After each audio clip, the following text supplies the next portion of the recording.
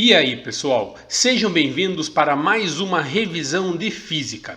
E nesse vídeo aqui estaremos fazendo a revisão das aulas 7, 8, 9 e 10. Então, solta a vinheta.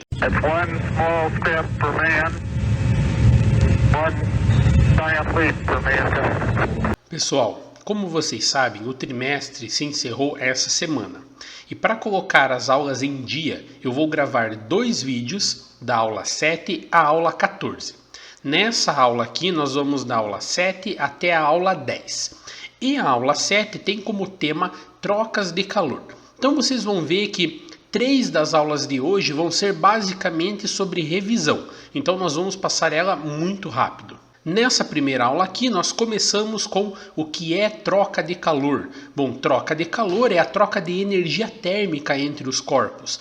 Isso serve para fazer com que o mais quente forneça calor ao mais frio, sempre dessa maneira. E com isso, eles atingem algo que nós chamamos de equilíbrio térmico, que é a mesma temperatura. Como que essas trocas de calor ocorrem? Bom, elas ocorrem por 3 modos: radiação, condução e convecção. A condução térmica é a forma de troca de calor que vai de molécula a molécula. Então, uma molécula ganha calor, ela se agita mais, essa agitação ocorre por meio de uma vibração, essa vibração agita a molécula seguinte até que a matéria toda passa a se esquentar, pois passa a ter uma agitação maior. Esse tipo de troca de calor ocorre principalmente nos sólidos. A transferência de calor por meio de convecção é aquela que ocorre nos fluidos.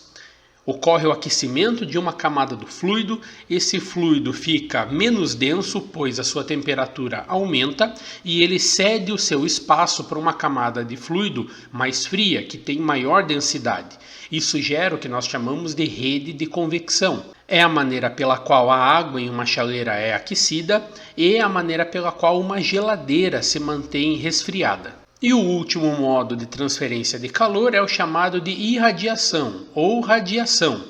Ele ocorre por meio de ondas eletromagnéticas, mais especificamente pelas ondas infravermelhas. É desse modo que o Sol esquenta a Terra e é desse modo que você sente a temperatura de uma fogueira estando na lateral dela e não em cima. E com isso aqui nós terminamos a aula 7. Na aula 8 vamos falar um pouco sobre isolantes e condutores térmicos. A aula é iniciada retomando a ideia de calor. Então veja, calor é a energia térmica que um corpo possui. E a tendência do calor é sempre atingir o equilíbrio térmico, ou seja, o corpo que tem mais temperatura emite calor e o corpo que tem menos temperatura absorve calor, se eles estiverem em um mesmo sistema, em um mesmo ambiente. Os isolantes térmicos eles são caracterizados por impedirem que as trocas de calor ocorram. Então, você pode utilizar, por exemplo, no seu telhado, uma manta térmica para impedir que o calor proveniente do raio solar entre na sua casa. Um outro tipo de isolante térmico muito comum do nosso dia a dia são os isopores, que geralmente nós utilizamos para manter produtos resfriados. Um dos melhores isolantes térmicos que nós temos no nosso dia a dia é a garrafa térmica. A sua função é manter o que estiver lá dentro na temperatura inicial que se encontrava. Se for algo quente, manter quente, ou se for algo frio, manter frio. Uma garrafa térmica ela é feita para impedir as 3 formas de condução de calor. As tampas da garrafa são feitas de material isolante térmico, impedindo assim a propagação por meio de condução. O interior da garrafa é feito de uma superfície espelhada, fazendo com que os raios infravermelho que transportam energia térmica sejam refletidos novamente para seu interior. E entre a capa externa e a parte interna, nós temos uma região de vácuo. Por quê? Porque pelo vácuo não há convecção e não há condução.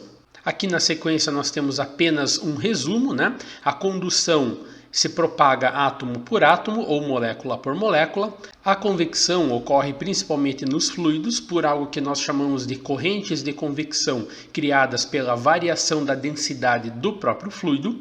E a irradiação é aquela que ocorre no vácuo por meio de ondas eletromagnéticas. Os materiais eles podem ser classificados como os bons condutores térmicos ou maus condutores térmicos. E o que está diretamente relacionado a essa classificação é a sua condutibilidade térmica. Outro fator associado a essa propriedade é o que nós chamamos de sensação térmica.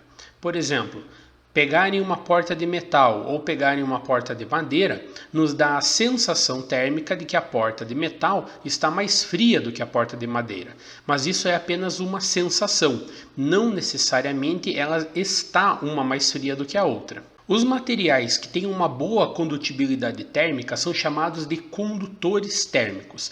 E nessa categoria nós temos basicamente os metais. E aqui se encerra então a aula 8. Na aula 9, nós teremos uma revisão sobre calor sensível, calor latente, isolantes e condutores térmicos. Como acabamos de falar, condutores térmicos são aqueles que têm uma alta condutibilidade térmica, como por exemplo os metais. Eles permitem mais facilmente que o calor se propague por eles, principalmente pelo método de condução. Já os isolantes térmicos são aqueles que têm um efeito contrário.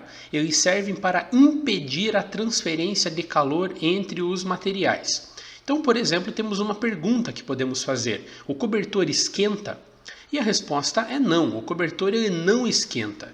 Ele apenas impede que o calor do seu corpo seja liberado para o ambiente. Então, ele funciona como um isolante térmico. O próximo elemento que nós vamos revisar é a ideia de calor específico. Bom, calor específico é a quantidade de calor necessária para fazer com que uma certa porção de um material tenha a sua temperatura variada em 1 grau Celsius. Nós podemos determinar o calor específico através desta equação. Czinho, calor específico, é igual a Q, quantidade de calor, dividido por M, massa, vezes ΔT, variação de temperatura. Fazendo uma manipulação algébrica com essa equação e pegando o mΔT e jogando para o outro lado, nós temos então a equação fundamental da calorimetria, Q igual a mc ΔT. E nessa tabela nós temos as unidades de medidas para cada uma das grandezas, a sua versão mais usual e a sua unidade correspondente do sistema internacional. O calor latente de um material é quase a mesma coisa do que um calor específico, só que no calor latente não existe variação de temperatura. O calor latente é a quantidade de calor necessária para que uma certa porção de um material sofra uma mudança de estado físico.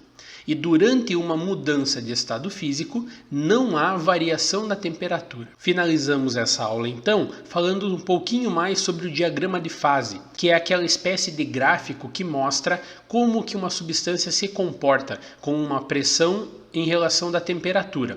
Nela fica muito clara esse ponto muito interessante para a água, chamado ponto tríplice, que é uma combinação de pressão e temperatura que faz com que a água possa ser encontrada em um dos seus 3 estados físicos fundamentais, sólido, líquido ou gasoso, ao mesmo tempo.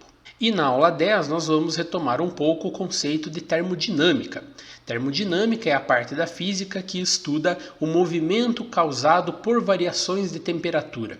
Será que isso é possível? Será que apenas variando a temperatura de algo eu posso gerar movimento? Nós vamos ver aqui na sequência que sim.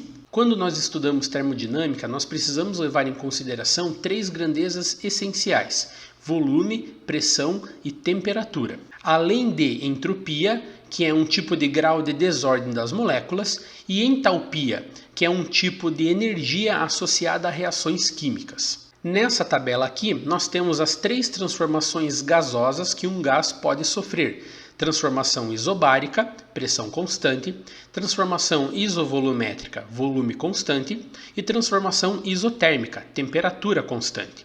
E para cada uma dessas transformações nós temos o seu gráfico particular.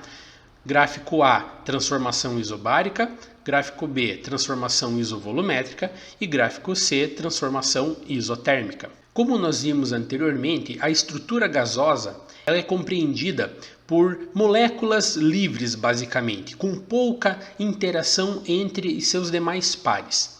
Cada uma dessas moléculas ela está em movimento aleatório dentro do recipiente que contém esse gás. Se você somar a energia cinética de todas as moléculas em um mesmo instante, nós temos então o que chamamos de energia interna de um gás.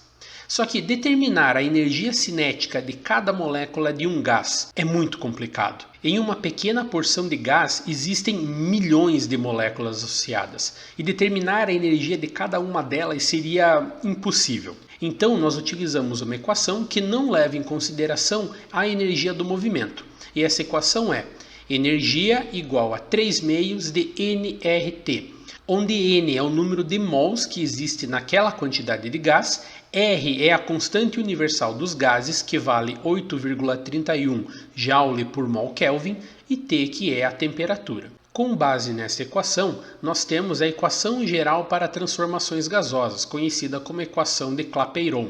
PV igual a nRT. Pressão vezes volume igual a número de mols vezes constante universal vezes variação de temperatura. E respondendo então à pergunta que nós fizemos no começo dessa aula, será que variação de temperatura pode gerar movimento? E a resposta é sim. E isso ocorreu durante a Revolução Industrial ocorrida na França, onde os primeiros motores que funcionavam com calor começaram a existir. Para finalizar essa aula, vamos relembrar o que é a Lei Zero da termodinâmica. A Lei Zero da termodinâmica é a lei que fala sobre equilíbrios térmicos. Então, se dois corpos separados, A e B, estão em equilíbrio térmico com o terceiro corpo C, nós podemos garantir que todos estão em equilíbrio térmico entre si. Pessoal, por hoje é só. Muito obrigado pela atenção de vocês e até uma próxima. Valeu!